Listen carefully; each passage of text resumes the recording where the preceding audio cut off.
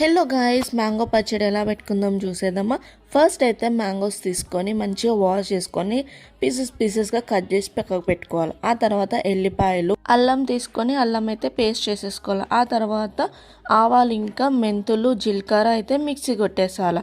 అవన్నీ రెడీ చేసుకొని పక్కకు పెట్టేసుకోవాలి. మామిడికాయ ముక్కలు తీసుకొని కొంచెం ఆయిల్, తగినంత ఆయిల్, అల్లం పేస్ట్ వేసేసిన తర్వాత మనం మిక్సీ చేసుకున్న పేస్ట్ కూడా వేసేసాలా.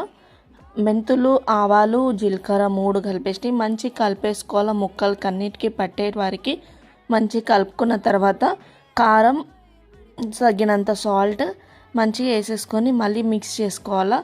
ముక్కకంతా పట్టేటట్టు మంచి కారమును, ఉప్పు అన్నీ పేస్ట్ అన్నీ కలిపి మంచిగా కలుపుకున్న తర్వాత వెల్లిపాయలు కూడా వేయాలా. వెల్లిపాయలు తింటుంటే నోటికి తగులుతుంటే చాలా బాగుంటుంది కదా. ఆయిల్ సరిపోతే మళ్ళీ ఆయిల్ వేసుకోవాలా. ఫైనల్లీ 3 days తర్వాత ఇలా ఉంది.